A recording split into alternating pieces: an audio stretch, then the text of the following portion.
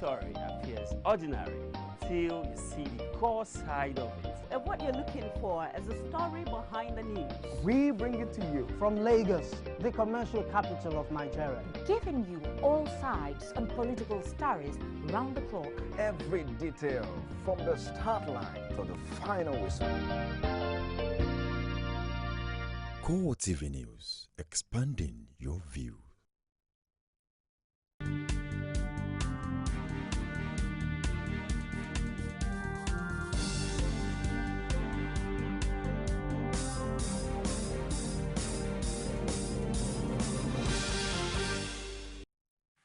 Hello there and welcome to CoreTV News on the Hour with me, Sabena Izuku. The October 11 governorship by-election in Adamawa State has been cancelled following a federal high court judgment that Bala Ingilari, deputy governor to impeach Governor Murtala Yanku, be sworn in as governor. Ingilari has faulted his earlier resignation and asked the court to declare it null and void. Correspondent Martin Diskin has the details. It was unexpected, but news started to spread in Yola, the Adamawa State capital, before noon on Wednesday, the 8th of October. When it was finally confirmed, the ESCO chambers of the Dogire Government House was set for the swearing-in ceremony of former Deputy Governor Bala Ingilari. Supporters of Ingilari trooped into the Government House to witness the ceremony. As soon as he arrived at the chambers, the President of the customary Court of Appeal took charge of the function. I, do solemnly, Bala Ingilari, do solemnly swear that I will be faithful and bear true allegiance to the Federal Republic of Nigeria, and that I will preserve, protect, and defend the Constitution of the Federal Republic of Nigeria. So help me God. After the ceremony, Ingilari delivered his first official speech as governor of Adamawa State, in which he extended the hand of fellowship to all arms of government and the general public. Today, by divine providence, is the beginning of a new dawn in the history of our state. The events of the past few months culminating in the ceremony we have just witnessed could not have happened without the full knowledge of God Almighty. Suffice it to say that as people of faith, we acknowledge the divine power of God in all that happens. The holy books of both religions subscribe to the fact that power belongs to God, and He gives it in trust to whosoever He wills. It is in solemn acknowledgement of this trust that I humbly address you this afternoon in my position as the Governor of Adamawa State. I pledge to run an open government, transparent and an all-inclusive one that will give hope to our women, the aged, and guarantee the future of our youth. The ESCO chambers was full to the brim. In what looks like his first political appointment, Ingilari appointed Muhammad Chibadu as his chief of staff. My chief of staff shall be Chibadu Tijani. Supporters of the governor present at the swearing-in cut across party lines. Many hope that it forms the unifying point of the people of Adamawa State as Ingilari starts a new chapter in the leadership of the state. Martins Dixon, CoreTV News, Yola. Earlier, a federal high court in Abuja has stopped the Independent National Electoral Commission (INEC) from going ahead with Saturday's governorship by-election in Adamawa State. It also ordered Murtala Yanku's deputy, Bala Ingilari, to be sworn in immediately to complete his principal tenure. Justice Adiniyi Ademola ruled that the purported resignation letter Ingilari submitted to the House of Assembly was null and void because at the time he sent in the letter, Nyako was still the governor. The judge cited Section 306, subsection 1 to 5 of the Constitution to back a ruling that was held by Defense Counsel Festus Keyamo. This is a great day for constitutionalism in Nigeria. When we started this battle, some people thought it was a joke. And we made the point that a deputy governor can only resign his office by handing over his letter of resignation to the governor. He cannot resign by handing over the letter of resignation to the Speaker of the House, which happened in this case. And in this case, even a purported letter written to the governor came to court, Nyako, and said, I did not receive any letter of resignation from my deputy. And Section 306 is very clear on the point that unless you hand over a letter of resignation to the governor, it does not take any effect. So at the time that Nyako was purportedly impeached, there was a deputy governor in place to be sworn in as governor. What you had was a constitutional coup. It was a civilian coup that took place, that a speaker connived with everybody, removed his two bosses in front of him and took over government of a state, and subsequently even took on the ticket to contest the election. It was a constitutional coup. And the court is here to rectify such unconstitutionalism. And that is what the court has done today. And I tell you, by the grace of God today, Barrister Balang Ngilari is the governor of Adamawa State from this minute now. He's the governor of Adamawa State. And the tenure of Fintiri, the acting governor, expires next week. So they should not impose a constitutional crisis in Adamawa State. They must swear in Ngilari immediately as governor, because Fintiri, the acting governor, cannot spend one day beyond the 3 months given to him by the constitutional acting governor. And IDEC has been stopped from conducting elections there on Saturday. So Ngilari must be sworn in immediately today as governor of Adamawa State. There's no two ways out of it. Before Bala Ngilari was sworn in, the Attorney General of the Federation, Mohammed Aduke, had directed the Chief Judge of Adamawa State to take necessary steps to avert a constitutional crisis. This, according to the Attorney General, is in line with the court ruling, which removed acting Governor Usman Fintiri from office, and regardless of plans to appeal the ruling, Aduke told State House correspondent that he has also written the Independent National Electoral Commission on the court verdict. And that the former deputy governor be sworn in as the governor in compliance with the judgment of the court. I've also caused that a letter be written to the INEC in my capacity as the chief law officer pursuant to section 150 of the Constitution, directing that all arrangements for the election on Saturday be put on hold in compliance with the judgment of the court. And of course, this is without prejudice to whatever step the acting governor would want to take, but we have to comply with the judgment and avoid a constitutional crisis.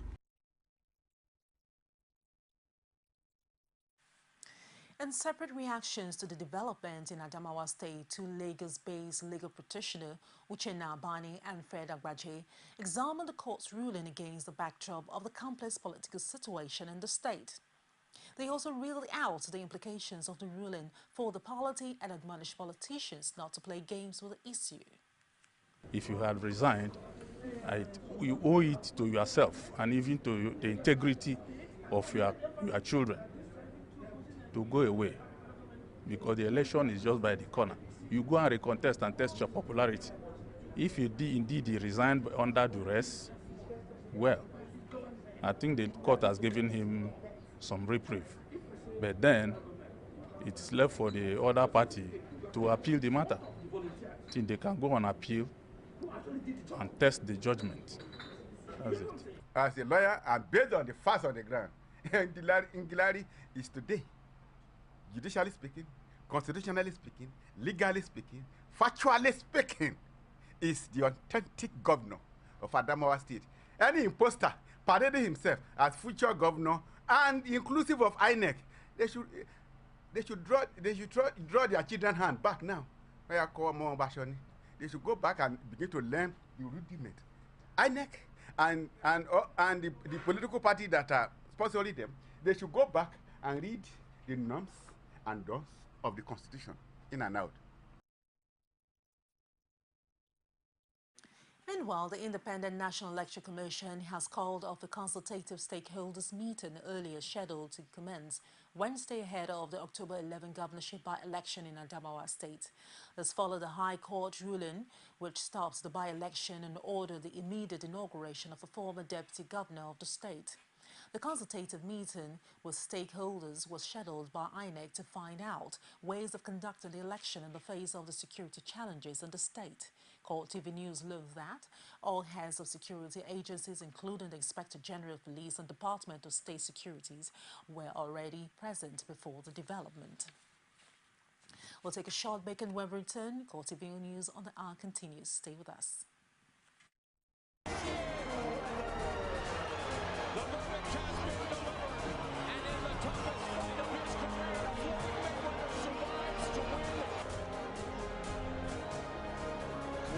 Der Torschütze zum zwischenzeitlichen 1:1. Semenike schickt Musa, da ist Ahmed Musa! Und da ist der Ausgleich!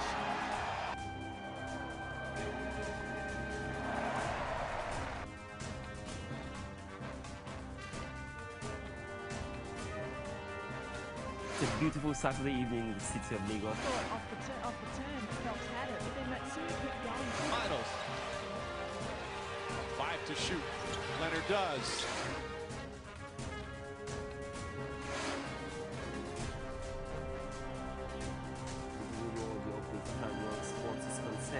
And of course, if you did for all of us here from all our production crew, thanks for all your pleasure.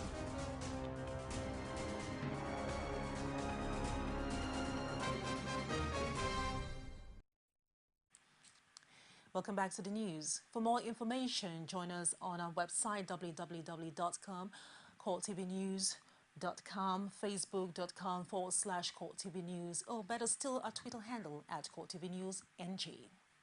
Former military head of state Abdul Salami Abubakar has described the level of insecurity in the country as all-time low. Speaking in Ekiti State, Abubakar, however, appeals to members of the Boko Haram to share their souls as he advised politicians not to heat up the polity, particularly as the 2015 general elections draws near. Rashid has more of this. Having carved a niche for himself in the nation's political landscape and the international community for relinquishing part of the civilians in 1999, Abubakar automatically became one of Nigeria's revered figures. Abubakar, who had seen it all as military officer, expresses dismay at the state of security in the country.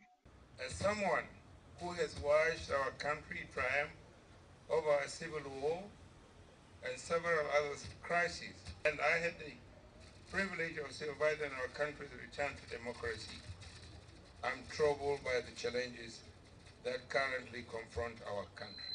Never has our country had it so bad in the prevailing cycle of bloodletting. It was, however, not all about condemnation, as the retired general was also quick to point out way out of the Boko Haram menace. The insecurity problems the country is facing, particularly in the northern state, must involve all of us in search for solutions that endure. We must dispassionately understand the problems so that we will go to the roots of them to rid ourselves of the looming calamities. The former head of state drops this message for insurgents and politicians ahead of the 2015 general elections. I will keep calling on all those aggrieved and have resorted to settle its cause with violence to sheathe their swords. As we go to the falls in 2015, I call on our politicians, contestants, and the citizens to please give peace a chance. I have no doubt in my mind that our country will overcome these transient challenges and takes its rightful place in the League of Nations. Abubakar was in Ekiti State on the invitation of Governor Kayode Fayemi to commission projects including the School of Nursing Administrative Building in Exoth and the Erigian Water Treatment Plant. Rashid, CoreTV News, Ado Ekiti. And away from there, presidential spokesman Ruben Abati has paid tribute to the memory of Remi Oyo, one of the occupants of the present position. He described her as a woman who broke the glass ceiling by being the first woman to occupy some of the positions she held in her lifetime. Abati led a team of presidential media handlers on the condolence visit to her family in Abuja.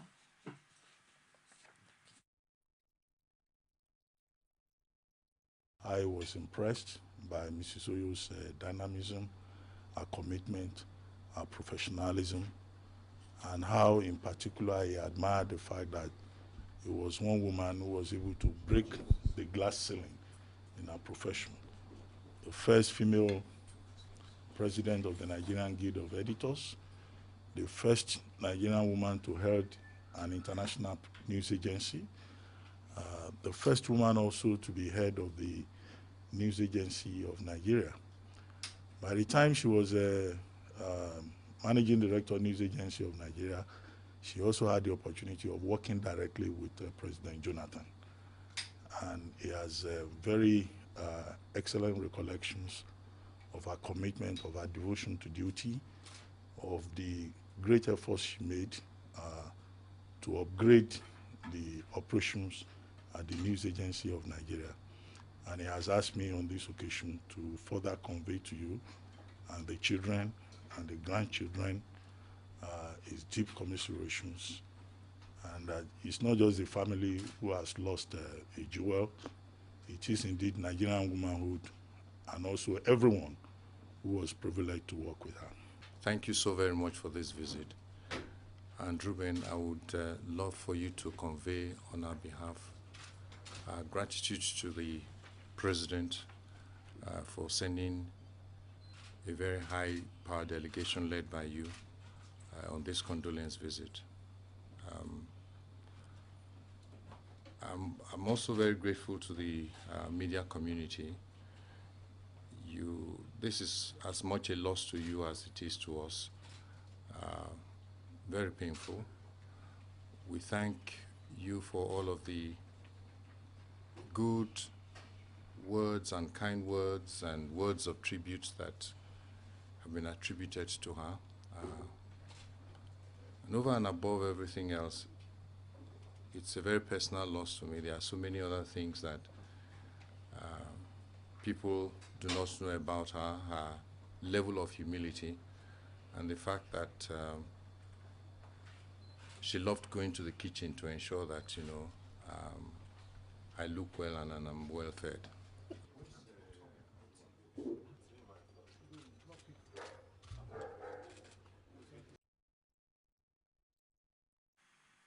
Nigeria would not be declared totally free of Ebola virus disease until October 20th. The Health Minister Oyubuchi Chukwu disclosed this on Wednesday at the Presidential Villa in Abuja.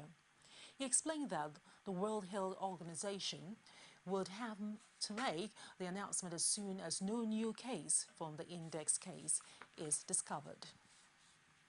Going by WHO protocol in terms of when we declare an epidemic of any disease over, usually even when you have gotten zero status, there is a period when we now say, certainly this particular outbreak is over. So that if you have any new case, it's a new outbreak. So for the Ebola virus disease outbreak in Nigeria, that date will be 20th October. That means 20th of this month, 20th October 2014. It's usually calculated as the 2 times the longest incubation period from when you had discharged the last case. So it is 42 days after the last active case, which was on 6th. We discharged the last active case on the 6th of September. Therefore, if you count 42 days from the 6th of September this year, that would arrive at 20th October 2014. So hopefully, 20th October 2014, WHO will declare that this particular outbreak has ended. So any other case after that date means it's a fresh outbreak and not part of this current epidemic. So just to assure Nigerians that so far we have a zero case, zero contact status.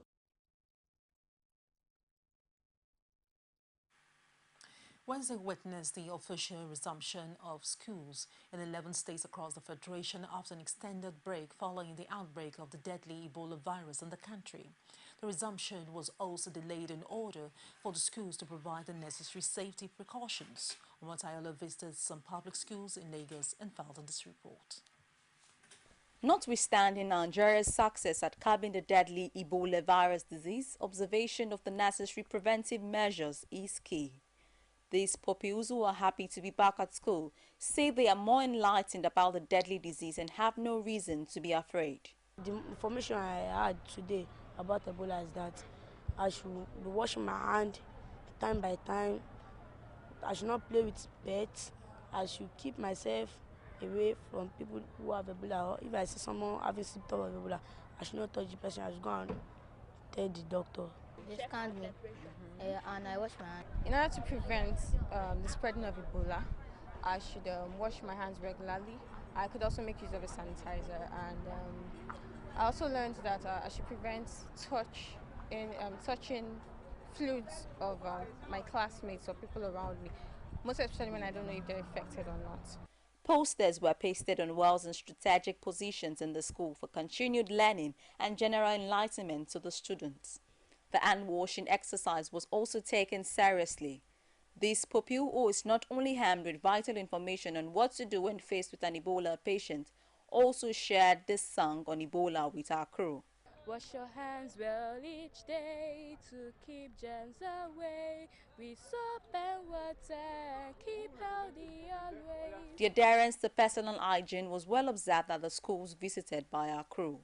Omotayola, CoreTV News, Lagos. And away from health matters, the Osun State Police Command has declared the state persona non grata to criminals. The State Commissioner of Police, Abubakar Marafa, made the declaration Wednesday evening while parading 6 armed robbery suspects in Osogbo. One of the suspects, Abdul Karim Ibrahim, was arrested on a motorcycle carrying a sack containing guns. His apprehension led to the arrest of 3 others who confirmed their involvement in different armed robbery cases. Another suspect, Johnson Michael, was arrested on Idikabel Day after stealing a car in Akwa Ibom State. Other items recovered from him include 2 other cars, 6 laptop computers, 9 mobile handsets and jewelries. Another 19-year-old suspect, Benga Olorunshogu, was also apprehended for attempting to steal a motorcycle shortly after he was released from Ilesha prison. The Osun State Commissioner of Police, Abubakar Marafa, spoke through the State Police Public Relations Officer, Folashade Odoro. And at making sure that Osun State is peaceful and a safe for all citizens. First of all, we appreciate all their efforts for prompt information that they are giving to the police. But we still plead with them that whenever they see any unusual movement within their environment, they should alert the police and other security agencies immediately.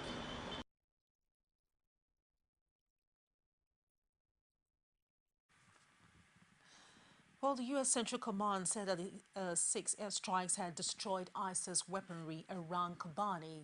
That comes up after the break. Stay with us.